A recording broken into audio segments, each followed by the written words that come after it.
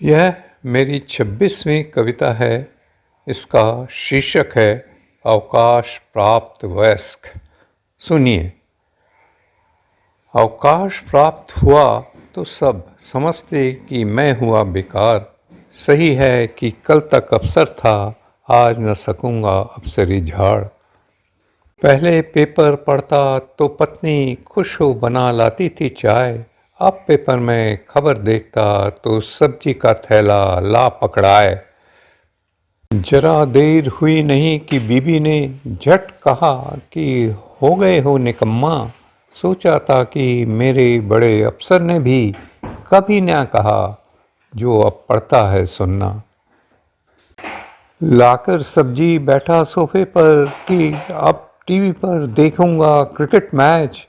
बहू फौरन बोली, डस्टिंग करना है सोफे की, अपनी भौहों को खींच।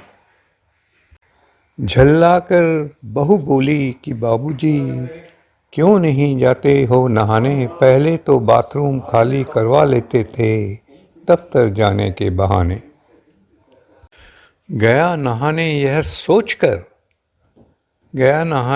सोचकर कि अब करूँगा ईश्वर का पूजा पाठ। पर नाती चढ़ बैठा सिर पर, कहा चलो घूमने मेरे साथ।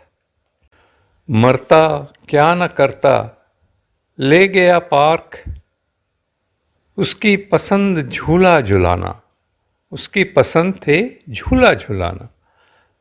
हाथ थक गए मेरे उसे झुलाते, पर उतरता ही नहीं था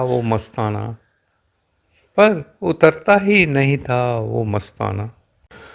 काफ़ी वक्त गुजरने के बाद गोद में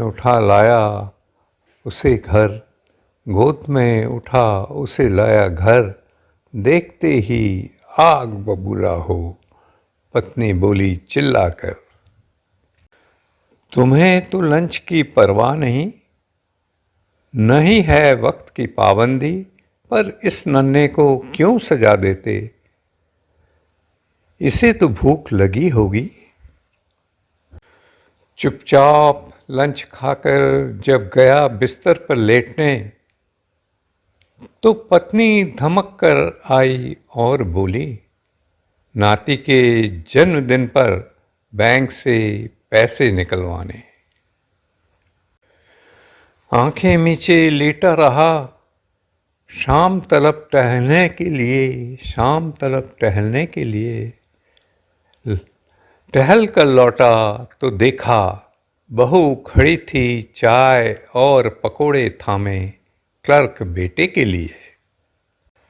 पहले तो पकोड़े मेरे लिए तले जाते, डिनर पर टीवी में न्यूज़ चैनल लगाते। अब तो रात का खाना देर से, जब तक पसंदे सीरियल ख़त्म ना हो जाते। इससे तो अच्छा होता कि चवन्नी छाप बंद दुकान में बाप की गद्दी पर बैठता, तो इतना पढ़ना भी ना पड़ता और न तो ये दिन देखना ही होता। और भी एक काम हो सकता था, यदि दिल्ली का लड्डू नहीं खाता तो ये वंश आगे ही नहीं बढ़ता और मैं तो चैन की बंसी बजा सकता। खैर अभी भी कुछ नहीं बिगड़ा मेरे अवकाशधारी साथियों। दिन को मिलो सब नाचने गाने के लिए, रात होगी घर में धूम मचाने के लिए।